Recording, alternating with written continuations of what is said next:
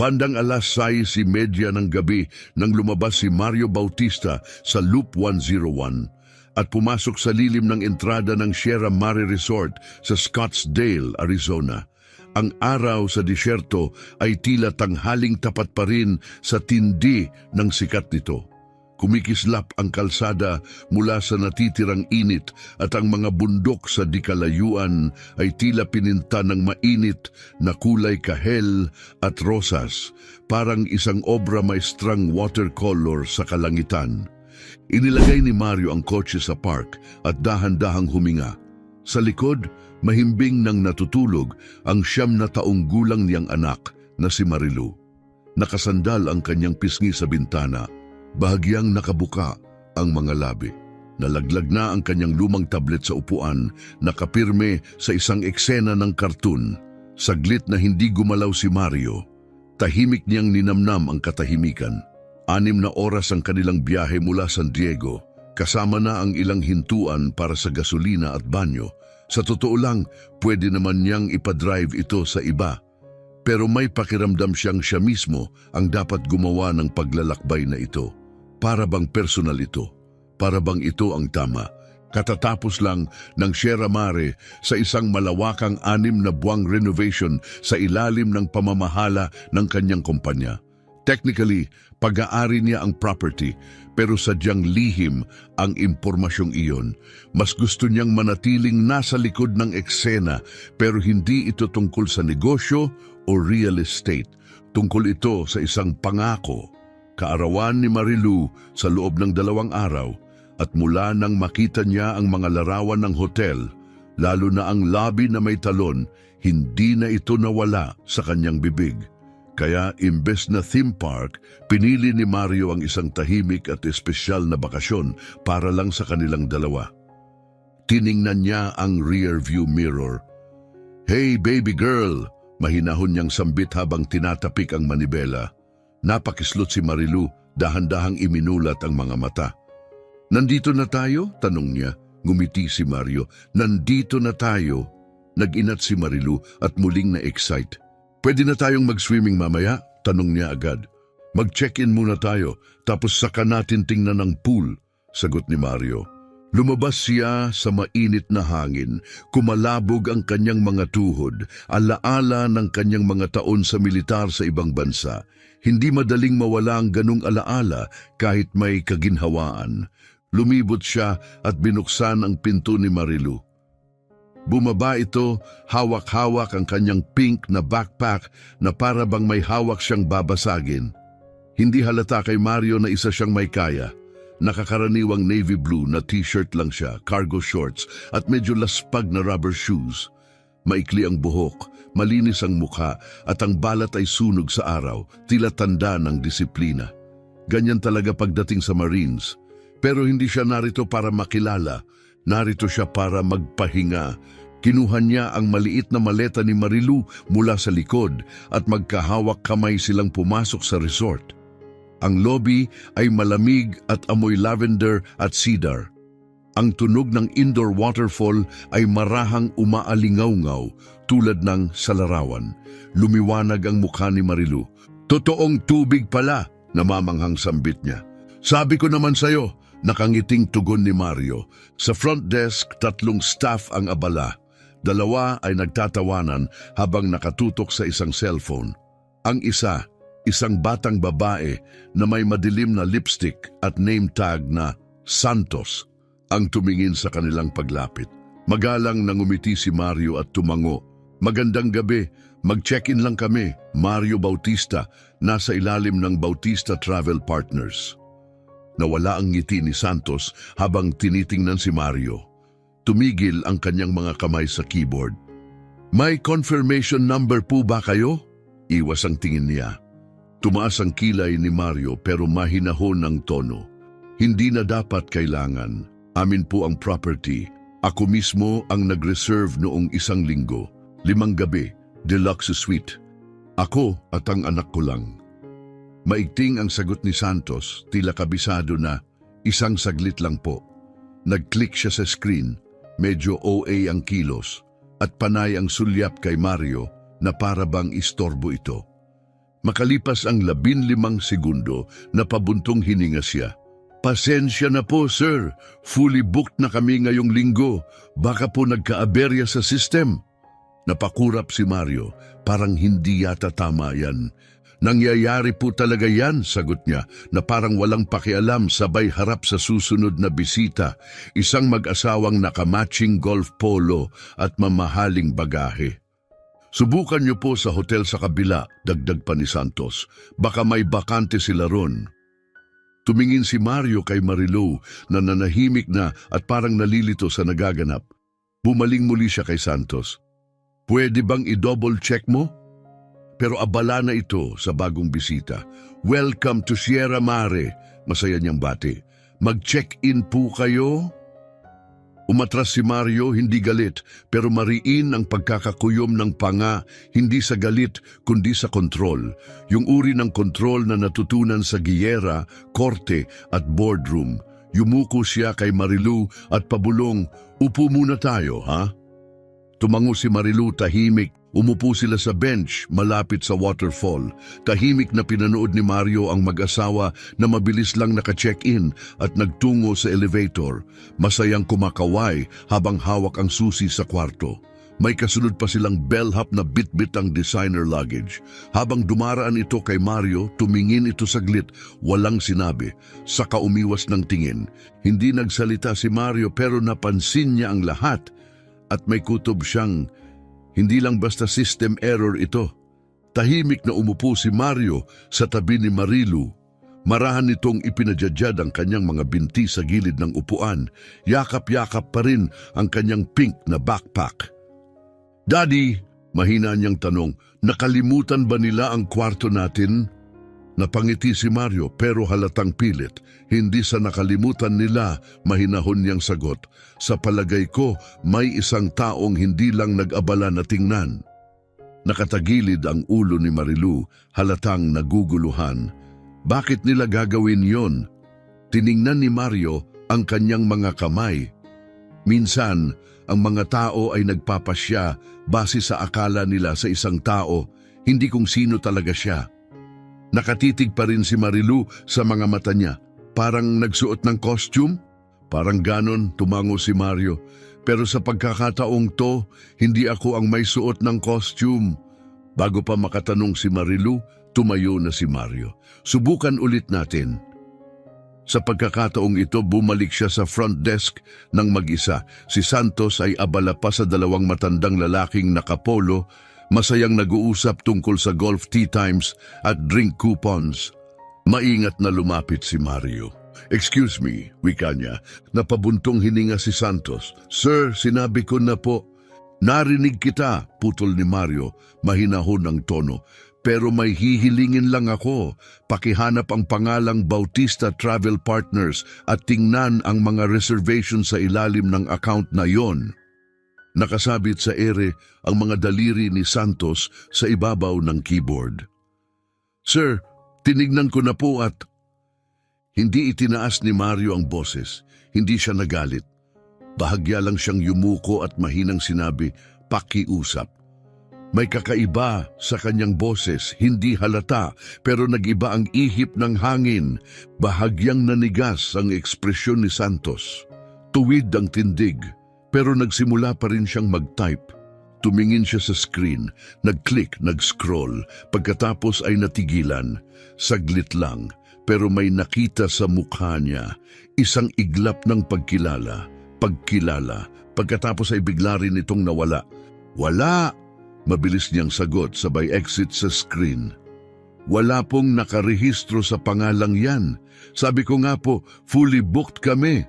Pasensya na. Tahimik lang si Mario, tumango lang siya at umalis sa gilid. Mula sa malapit na upuan, pinanood ni Marilu ang kanyang ama na dahan-dahang naglakad papunta sa lounge area. Hindi siya mukhang galit, para siyang taong nagmamasid, nag-aaral ng sitwasyon, kalma at maingat.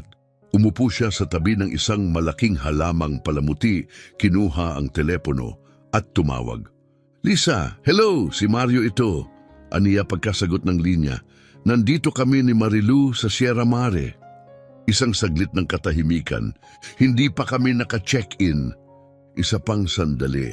Yeah, mukhang puno raw ang hotel, ani Mario, sabay maikling tawa. Walang kasamang saya. Oo, nakakatawa, di ba? Hindi abot sa mata ang kanyang ngiti. Pakicheck nga kung nasa system yung reservation, nasa usual file yan. Hindi na ako naghahanap ng magarbo, gusto ko lang makumpirma kung nandun. Pagkababa ng tawag, umupo siya ng mas maayos. Lumapit si Marilu at umupo sa tabi niya, nakasandal ang ulo sa kanyang braso. Daddy, mahina niyang tanong, matutulog ba tayo sa kotse? Iba ang dating ng tanong na iyon, hindi dahil sa wala silang pambayad sa kwarto, kundi dahil alam ni Mario ang pakiramdam ng walang ibang pagpipilian. Hindi, Sweet Pea, marahan niyang sagot. Hindi tayo matutulog sa kotse. Hinalikan niya sa noo si Marilu. Bigla nag-vibrate ang kanyang telepono, minsan, tapos muli. 2 mensahe mula kay Lisa. Confirmed. Reservations in the system. Deluxe suite, 5 nights. Room 314. Definitely booked under Bautista Travel. Want me to call the GM? Tinitigan ni Mario ang mga mensahe. Pagkatapos ay tumingin sa front desk. No, text niya pabalik. Let's give them one more shot. Tumayo siyang muli, hawak ang telepono at lumapit sa counter. Pero ngayon, iba na ang nasa harap. Isang matangkad na lalaking nasa 30 anyos, payat, naka-beige na blazer at may manipis na bigote ang lumapit. Ang name tag niya, Ronald. Magandang gabi po, sir. Wika ni Ronald. Paano ko po kayo matutulungan ngayon? Nagtagpo ang kanilang mga mata, kalma, kontrolado, diretso. Hi, kanina pa ako sumusubok mag-check-in. Reservation dapat ay nasa ilalim ng Bautista Travel Partners, room 314. Tumango si Ronald at nagsimulang mag-type. Sa tabi, si Santos ay biglang nanahimik. Nawala ng sigla ang dating masiglang kilos. Pagkatapos ng ilang click, kumurap si Ronald na tila nagulat. Oh, sambit niya habang tumitingin pataas. Tama po kayo. Nandito nga, 5 gabi sa deluxe suite. Nag-iba ang tono niya, naging formal at may paghingi ng paumanhin. Pasensya na po talaga, Mr. Bautista. Hindi nag-react si Mario sa pangalan, pero si Santos ay bahagyang napatigil. Isang hindi sinasadyang tiklop sa kilay. Maayos ang tono ni Mario. So available pa pala ang kwarto? Naglinis ng lalamunan si Ronald. Opo, sir. Hindi ko po alam kung bakit hindi lumabas kanina. Siguro dapat mong alamin, ani Mario, walang bahid ng galit. Opo, sir. Ipiprint ko na po agad ang inyong keycards. Kailangan niyo po ba ng tulong sa mga bagahe? Hindi, sagot ni Mario, pero gusto kong makausap ang general manager ninyo. Doon napatigil si Ronald. Wala po ang GM hanggang bukas ng umaga, maingat na sabi ni Ronald. Bahagyang tumagilid ang ulo ni Mario. Kung ganon, pwede bang assistant general manager na lang? Titingnan ko kung available siya, sagot ni Ronald bago agad lumakad, papunta sa likuran. Napatingin si Mario kay Santos na biglang naging abala sa panulat niya. Iwas siyang tumingin kay Mario, parang biglang naging invisible. Bumalik si Marilu sa tabi niya at marahang humawak sa kanyang kamay. Daddy, nakuha na ba natin yung kwarto natin? Oo, tumango si Mario, pero hindi pa ako tapos. Dahil sa puntong ito, hindi lang siya basta gustong mag-check-in, nagmamasid siya, nakikinig. Nakakakita. Makaraan ng ilang minuto, bumalik si Ronald, medyo hinihingal, hawak ang 2 bagong keycard. Narito na po, Mr. Bautista, may kontroladong ngiti niyang sabi. Room 314, pangatlong palapag. Yung elevators ay nasa kaliwa lang ninyo. Pero hindi agad inabot ni Mario ang mga susi. Tinitigan muna niya si Ronald. Lalabas ba ang assistant GM mo? Tanong niya. Nag-alinlangan si Ronald tapos mabilis na tumango. Nasa tawag pa po siya ngayon. Sabi niya, pwede siyang lumabas saglit o tumawag na lang bukas kung okay lang po sa inyo. Maghihintay ako, payak na sagot ni Mario. Tahimik pa rin si Santos. Matigas ang tindig, ang mga mata nakatutok sa sahig na parang gusto na lang mawala. Hinila ni Marilu ang laylayan ng shirt ng ama. Daddy, pwede ko bang tingnan yung waterfall habang naghihintay tayo? Tumango si Mario. Basta't makita kita. Masayang tumakbo si Marilu papunta sa kumikislap na pader ng bumabagsak na tubig. Lumuhod sa tabi nito, pinapanood ang sarili niyang refleksyon na kumikilos sa ibabaw. Bumaling muli si Mario sa front desk. Sinabi mong puno ang hotel kanina. Sa wakas nagsalita si Santos. Oo, sinabi ko nga, akala ko po walang reservation. Yung akala mong wala, ako yon, mahinahon niyang sagot. Hindi mapakali si Ronald. Tingnan niyo po, sabat niya, siguro po honest mistake lang talaga ito. Talaga ba? Tugon ni Mario, hindi galit pero may diin. At ang tanong na yon, mahina pero diretsyo. Mas mabigat pa sa sigaw. Parang gusto nang sumagot ni Ronald pero wala siyang masabi. Si Santos, hindi na nagtatanggol. Halata sa postura niya, nahihiya siya. Sa wakas, kinuha na ni Mario ang mga susi. Aakyat na kami sa kwarto, aniya. Pero mamaya gusto ko ng 10 minuto kasama ang assistant GM nyo. Hindi pa tapos ito. Tahimik na tumango ang 2 empleyado. Sumakay na si Mario at Marilu sa elevator. Isinara ng pinto ang eksena kasabay ng mahinang ding. Daddy, tanong ni Marilu habang nakatingala, bakit ayaw nila tayong bigyan ng kwarto? Tumigil muna si Mario, pinili ang mga salita. Minsan kasi, ang mga tao ay humuhusga sa kapwa nila na hindi nila talaga kilala. Nakikita nila ang isang lalaki na nakasuot ng lumang sapatos, may kasamang batang babae at iniisip nila hindi siya bagay dito. Pero bagay naman tayo, madiing sabi ni Marilu. Sabi mo sa akin, atin ang hotel na to. Tama, sagot ni Mario. So, pagkakamali ba yun? Hindi, sagot niya. Desisyon yun at ngayon ako naman ang gagawa ng desisyon. Dahil ang biyaheng ito hindi na lang tungkol sa kaarawan, tungkol na ito sa tama at mali. Dumating sila sa room 314. Maganda ang suite, floor-to-ceiling windows na may tanawing Camelback Mountain. Malaking sectional sofa na nakaharap sa wall-mounted TV. Ang disenyo ay elegante pero maaliwalas, eksaktong tulad ng inaprubahan ni Mario sa panahon ng renovation. Tumakbo si Marilu papunta sa balcony. Daddy, kita mo yung buong pool mula rito.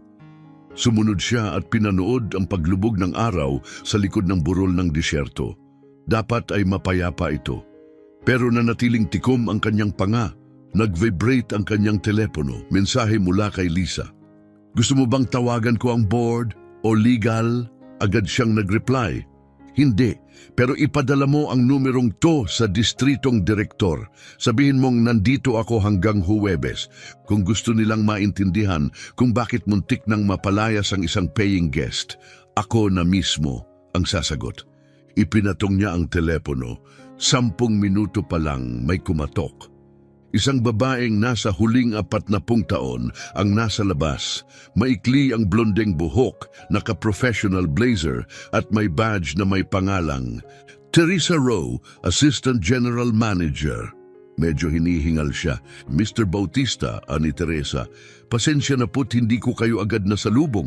Naiintindihan ko pong nagka-problema kayo sa check-in. Oo, sagot ni Mario, sabay bukas ng pinto. Pasok ka. Pumasok si Teresa halatang kinakabahan. Nakausap ko na po yung front desk team, panimula niya. At lubos po akong humihingi ng paumanhin. Hindi ko po alam ang eksaktong nangyari, pero masisiguro ko po sa inyo, hindi ganyan ang patakaran ng hotel na ito. Umupo si Mario, magkakrus ang mga daliri. Nakatayo pa rin si Teresa. May tatanong lang ako, wika niya. Alam mo ba kung sino ako? Opo, amin niya. Pagbalik ni Ronald, chinek ko sa system. Kayo po ang nakalistang isa sa may-ari sa ilalim ng Bautista Travel Partners. Kayo po ang silent partner namin. Tumango si Mario. So, sa palagay mo, bakit sinabi ng staff niyo na puno ang hotel? Napalingon si Teresa, halatang iniisip ang maingat na sagot. Sa palagay ko, nag-assume sila. Mabagal na sabi ni Teresa. Hinusgahan kanila base sa itsura mo. sa mga bagay na hindi dapat kailanman maging batayan sa pakikitungo sa isang bisita. Tumango si Mario ng isang beses. Yan ang sagot na kailangan kong marinig, tugon niya. Pero ngayon, kailangan kong itanong, pinapayagan ba ang ganitong pag-uugali rito? Lalong tumatag ang boses ni Teresa. Hindi ko pinapayagan at sisiguraduhin kong maaksyonan ito, ako mismo. Saglit siyang pinagmasdan ni Mario, walang mababakas sa muka. Mabuti, hindi ako narito para gumawa ng eksena, anya, pero hindi ko kakalimutan ang nangyari. Tumayo siya, hindi ko layuning mapahiya ang kahit sino, pero naniniwala ako sa pananagutan. Hindi ako nag-invest sa hotel na ito para lang palitan ng furniture. Gusto ko ring mapalitan ang mga pinahahalagahan dito. Kung paano tinatrato ang tao, yan ang tunay na mahalaga. Mabilis na tumango si Teresa. Naiintindihan ko at aayusin ko po. Iniabot ni Mario ang kamay. Matibay ang naging pakikipagkamay ni Teresa. Salamat sa oras mo, wika niya. Pagkaalis ni Teresa, bumalik si Mario sa suite. Si Marilu ay nakahiga sa couch, nagbabasa ng resort magazine. Ayos na lahat? Tanong nito. Papunta na ron, sagot ni Mario.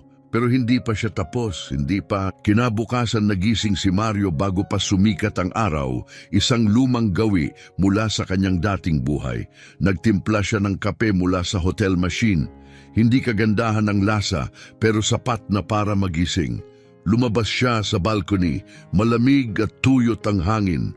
Sa ibaba, tahimik ang pool area, maayos ang pagkakaayos ng mga upuan. Payapa ang paligid, nakasandal siya sa railing, pinagmamasdan ang tanawin. Wala na ang galit, tapos na yon. Ang natira kuryosidad. Kuryosidad kung anong klaseng lugar na ang nabuo rito kapag walang nakatingin. Eksaktong 8:00, bumaba si Mario at Marilu. Suot ni Marilu ang paborito niyang orange na bestida at sneakers. Nakatali ang buhok sa dalawang masiglang ponytails na siya mismo ang nag-ayos. Si Mario, gaya ng dati, lumang t-shirt, kupas na maong, walang designer label, walang alahas. Mukha silang karaniwang mag-ama na nagbabakasyon. At sinadya talaga yon. Habang dumadaan sila sa lobby, napansin ni Mario si Santos muli sa front desk. Pilit ang ngiti, nakayuko ang tingin at panay ang kalikot sa hindi makita. Si Ronald naman tudungiti habang tinatanggap ang mga bisitang mas elegante ang pananamit, nagtatanong tungkol sa almusal.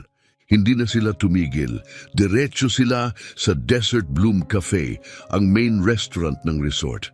Table for two? Tanong ng hostess, isang batang babaeng may box braids at clipboard. Oh please, sagot ni Mario. Ngumiti siya ng mainit. Dito po tayo. Magandang senyales iyon. Naupo sila sa tabi ng malalaking bintana. Nag-order si Mario ng veggie omelette at kape. Si Marilu, walang atubili, chocolate chip pancakes, may extra syrup pa. Sa kalagitnaan ng almusal, may napansin si Mario. Isang matandang puting mag-asawa, mga nasa mid-60 na halatang suki, ang naupo ilang mesa ang layo. Pag-alis ng hostess, tinawag agad ng lalaki ang waiter. Ayaw sana naming umupo dito, anya. Meron bang mas tahimik na mesa? Sinipat ng waiter ang paligid. Ang tanging bakanting mesa ay katabi ni na Mario at Marilu. Nag-alinlangan siya. Dinagdag ng babae, mas gusto lang namin na malayo sa activity. Yung salitang yon, activity, ay parang hamon. Diretsong tumingin ang lalaki kay Mario habang nagsalita. Walang sinabi si Mario. Ikinahiya ng waiter pero inalalayan ang mag-asawa palayo sa mas malayong mesa. Si Marilu ay abala sa pagguhit ng kuneho gamit ang syrup sa napkin. Hindi niya napansin. Pero si Mario napansin at hindi siya nag-iisa. Ilang minuto pa bumalik ang hostess. Mahinang tinanong, ayos lang po ba kayo rito? Ngumiti si Mario. Ayos kami, salamat. Bumaba ang boses ng hostess. Nakita ko yun, pasensya na. Medyo mapili po talaga yung mag-asawang yon. Tumingin si Mario sa kanya. Maganda ang pag-handle mo. Tumango siya, salamat. Sabihan niyo lang ako kung may mang-abala ulit. At umalis siyang taas noo, tuwid ang tindig. Yun ang klasing tao na dapat iniinvestan. Pagsapit ng 10:00, nasa lobby na uli sila. Umuupo si Mario, hawak ang kape, kunyaring nag-swipe sa phone. Si Marilu nasa tabi, naka-headphones, nanonood sa tablet. Pero si Mario, nagmamasid. May pumasok na mas batang lalaki na nakasuit, mukhang delegate sa isang conference. Lumapit ito sa desk at iniabot ang ID kay Santos. Sabi niya, nakabook ang kwarto niya sa pamamagitan ng kanilang corporate account. Tiningnan ni Mario si Santos. Napansin niyang nanigas ang balikat nito. Tumingin sa screen sabay sabi, hindi makita ang reservation. Humiling ang lalaki na i-check ulit. Sinabi niyang wala siyang magagawa at dapat na lang tawagan ng lalaki ang kanyang kumpanya at bumalik na may confirmation. Naasiwa man na natiling mahinahon ng lalaki, umurong at nagsimulang magdial. Pagkalipas ng 30 segundo, tumayo si Mario at lumapit sa desk. Excuse me, wika niya kay Ronald, diretsahan. Pwede ko bang makausap si Teresa? At doon, nanigas si Ronald. Parang matagal na niyang inaasahan ang sandaling ito. Wala pa po siya, maingat na sagot ni Ronald. Lumingon si Mario kay Santos. Sigurado ka ba dyan? Nanlamig ang mukha ni Santos. Sige, i-check ko. Mabilis na sabi ni Ronald habang inaabot ang telepono. Bumaling si Mario sa lalaking nasa tawag pa rin. Anong kumpanya mo? Nagulat ang lalaki. Trivest Energy. Sinabi ng assistant ko na inayos na ang lahat. May sinabi ba siya kung anong klaseng kwarto? Tanong ni Mario. Standard King yata. Tumango si Mario. Nabook yan gamit ang corporate rate natin nung 1 linggo. Ako mismo ang pumirma sa kasunduang yan. Napakurap ang lalaki. Sandali, natin? Ako si Mario Bautista, mahinahon niyang tugon. Pag-aari ko ang hotel na ito. Hindi gumalaw si Santos, parang nanigas. Si Ronald muntik nang mabitawan ng telepono. Bumaling si Mario pabalik kay Santos. Nakita mo ang pangalan ko kahapon, nakita mo ang mukha ko, at nagdesisyon ka, inisip mong wala akong karapatang narito. Tahimik. Tapos ngayong araw, may dumating na lalaking nakaayos, magalang, profesional, at bigla ulit may problema sa sistem? Umurong siya ng bahagya pero hindi pa rin tumaas ang boses. Hindi ko kailangan ng mga palusot. Ang kailangan ko ay pananagutan at gusto kong makausap si Teresa sa lalong madaling panahon ngayong araw. Pagkatapos ay bumalik siya sa bisita. Magiging handa ang kwarto mo sa loob ng 5 minuto. Pagkakita sa hostess mula sa almusal, tinawag niya ito. Pwede mo bang tulungan ang guest na ito sa check-in? Siyempre, sagot ng babae. Pinanood ni Mario habang nilalakad ng hostess at bisita ang front desk tapos bumalik sa tabi ni Marilu. Naayos mo na uli? Tanong nito habang ngumungguyan ng snack. Uminom si Mario ng kape. Inaayos pa! Dahil sa puntong ito, hindi lang siya nagmamasid, nagdodokumento na siya, kumukuha ng mental notes, gumagawa ng listahan. Pagsapit ng tanghali, kumalat na ang balita. May bulungan sa mga sulok malapit sa elevator. Ang barista sa lobby cafe biglang nag-alok ng libreng refill. Ang mga bellhop na kagabi lang ay hindi man lang tumingin sa kanya, ngayon ay mabilis na tumatango at mas matuwid ang tindig tuwing dumaraan siya. Hindi atensyon ang hanap ni Mario, hindi iyon ang layunin niya. Ang gusto niya kamalayan. At ngayon, nararamdaman na iyon. Nagpalipas sila ng tanghali sa pool. Masiglang hinahabol ni Marilu ang lumulutang na pool noodle, tila parang kayamanang natagpuan. Nasa lounge chair lang si Mario, tahimik na nagmamasid. May ilang empleyado ring dumaan at ramdam niya ang mga tingin, mabilis, patagilid, nagdadalawang isip, walang lumapit. Pero ramdam niya ang pagbabago sa hangin. 2:47 ng hapon, nag-vibrate ang kanyang telepono. Nandito na si Teresa, nasa executive lounge. Welcome po kayong sumunod kapag may oras kayo. Pinunasan niya ang sarili, kinuha ng snack para kay Marilu mula sa cafe. May kakausapin lang ako. Gusto mo bang sa kwarto muna nood ng cartoons? Tumango si Marilu habang nginunguya ang fruit snacks. Pagpasok ni Mario sa executive lounge, tahimik. Maliban kay Teresa, may isa pang lalaki ron. Mga mid-50s, kalbo, puti, nakasuit, pero walang kurbata. May name tag, Gordon Presley, Regional Director. Aha, senior leadership na ang kinakalabit. Tumayo si Teresa. Mr. Bautista? Nakipagkamay si Mario tapos bumaling kay Gordon. Matibay ang pagkakakapit ng kamay nito. Mr. Bautista, isang karangalan, lumipad ako mula Dallas kaninang umaga, ipinabatid sa akin ni Teresa ang buong pangyayari. Gusto kong personal na humingi ng paumanhin. Umupo si Mario. Nabasa mo na ba ang ulat niya? Tanong niya. Oo, sagot ni Gordon. Magaling. Kung ganon, alam mo na, hindi ito simpleng glitch sa system. Tao ang problema rito. Tumango si Gordon. Sang-ayon ako. Mabilis na sumingit si Teresa.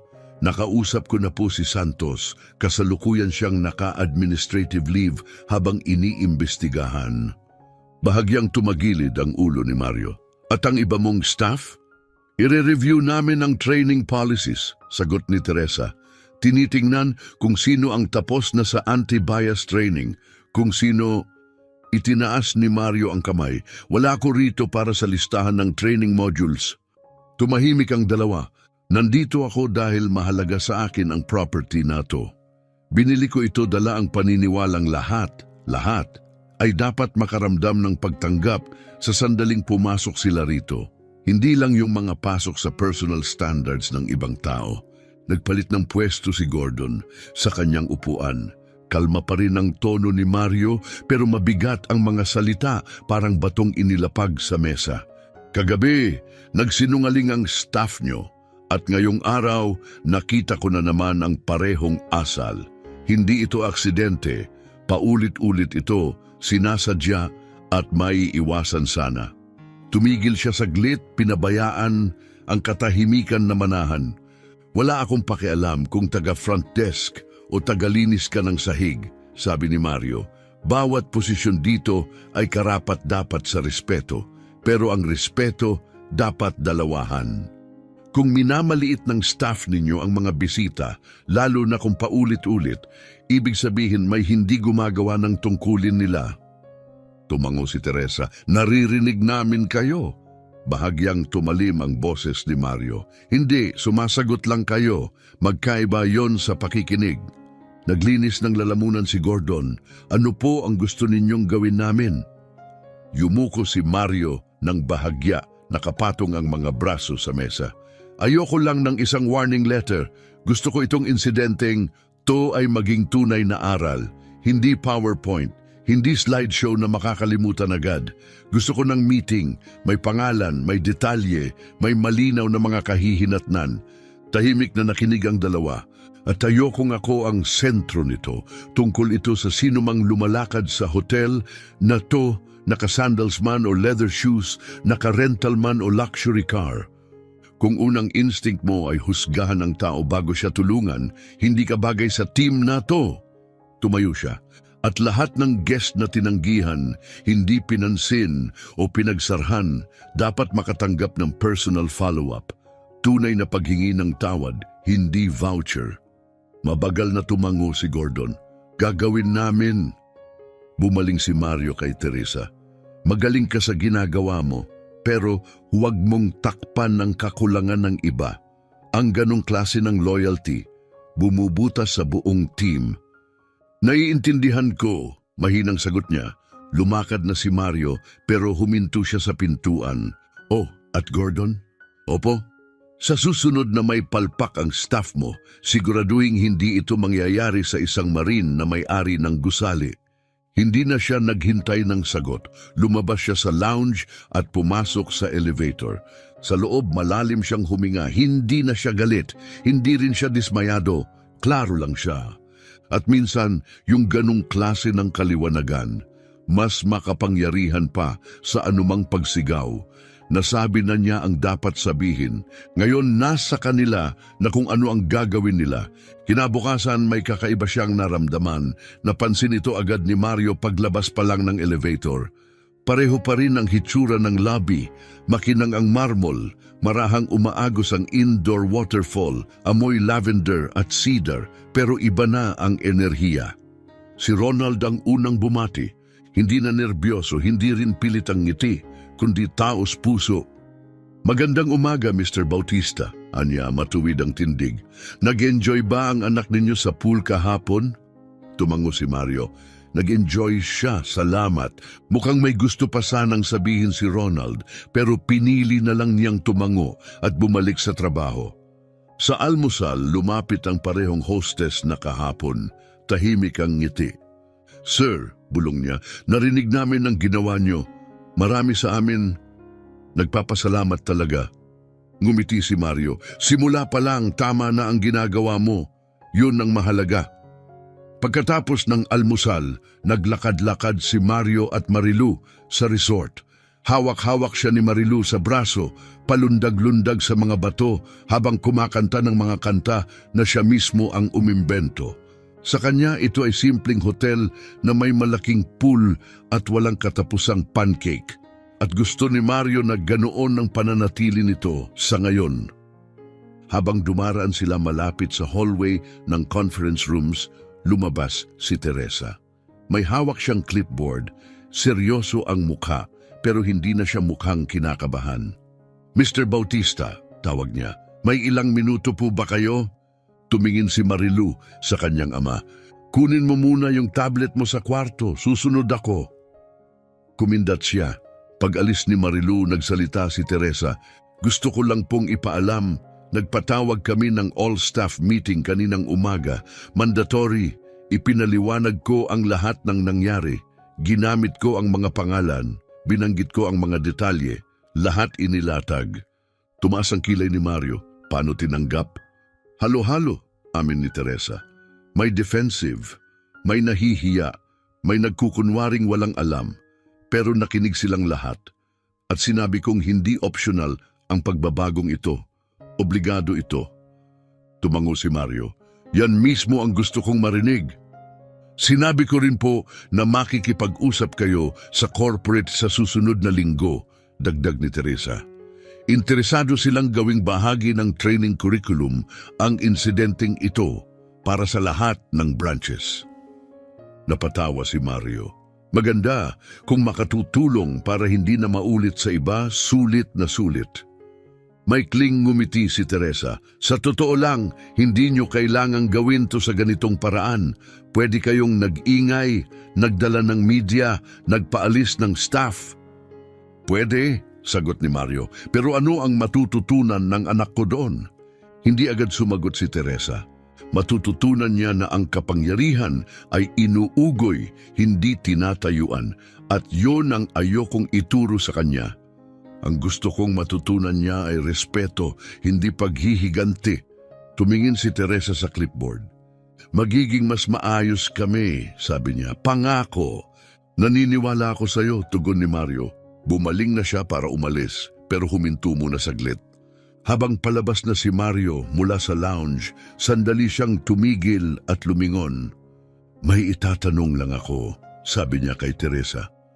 Kung pumasok ako rito na naka-Amerikana, walang batang kasama at ibang apelyido siguro, sa tingin mo ba ganito pa rin ang nangyari? Hindi sinubukang ikubli ni Teresa ang katotohanan. Hindi, marahang sagot niya. Malamang hindi. Tumango si Mario. Kung ganon, pareho nating alam kung ano ang kailangang baguhin. Kinahaponan, gusto ni Marilu na tingnan ang gift shop sa ibaba. May dalang $10 ng birthday money sa bulsa at desididong gastusin ang bawat sentimo. Habang namimili sila ng mga laruan at keychain, tahimik na pumasok si Santos. Iba ang dating niya, hindi pisikal, pero ang presensya niya ay mas maliit na, mas mahinahon, wala na ang dating matulis na aura. Mr. Bautista, mahinang sambit niya, lumingon si Mario. Gusto ko lang pong humingi ng tawad sa naging trato ko sa inyo, sa paraan ng pagtingin ko sa inyo. Malapit lang si Marilu, abalang nagbabasa ng mga postcard sa rack. Pinag-isipan ko na po yun ng mabuti. Alam kong gumawa ako ng mga palagay na wala akong karapatang gawin. Hindi ko na po mababawi yun, pero taus-puso po akong humihingi ng tawad. Tahimik na tiningnan siya ni Mario. Hindi ito palabas. Totoo ito. Yung klasing paghingi ng tawad na may bigat at kabayaran. Dahan-dahan siyang tumango. Salamat sa pagsasabi niyan. Nagulat ng kaunti si Santos. Bahagyang gumaan ang kanyang mukha. Hindi ko po inaasahang patawarin niyo, pero pinapatawad kita, sagot ni Mario. Hindi ibig sabihin ay kakalimutan ko. At sa totoo lang, hindi mo rin dapat kalimutan. Tumango siya, kita ang paglalaban ng damdamin. Hindi ko kakalimutan. Pagkatapos umalis na siya, tumakbo si Marilu, papalapit, hawak ang maliit na stuffed toy. Daddy, pwede ko bang bilhin to? Napatawa siya. Ano ba yan? Desert Pig! Nakangiti si Marilu. Nakasulat sa taggo. Inilabas ni Mario ang lukot na $10 at inabot ito. Kung ganon sa'yo na, boss, ang natitirang araw ng biyahe ay naging eksakto kung anong layunin nito. Puro tuwa. Nagbabad sila sa pool, umorder ng room service na parang royalty, nanood ng pelikula sa kama, at sa kauna-unahang pagkakataon sa matagal na panahon, hindi naramdaman ni Mario na may kailangang ayusin. Pakiramdam niya may binubuo siya, isang bagay na may halaga at tatagal. Sa huling umaga, habang inaayos ang mga gamit sa kotse, lumabas si Ronald hawak ang 2 malamig na tubig at isang brown paper bag. Kaunting baon lang para sa biyahe, Anya. Muffins galing sa kusina. Libre po. Tinanggap ito ni Mario. Salamat. Tumingin si Ronald sa kanya. Hindi po namin kakalimutan ang itinuro niyo sa amin, sir. Mahinang tumango si Mario. Sana nga hindi.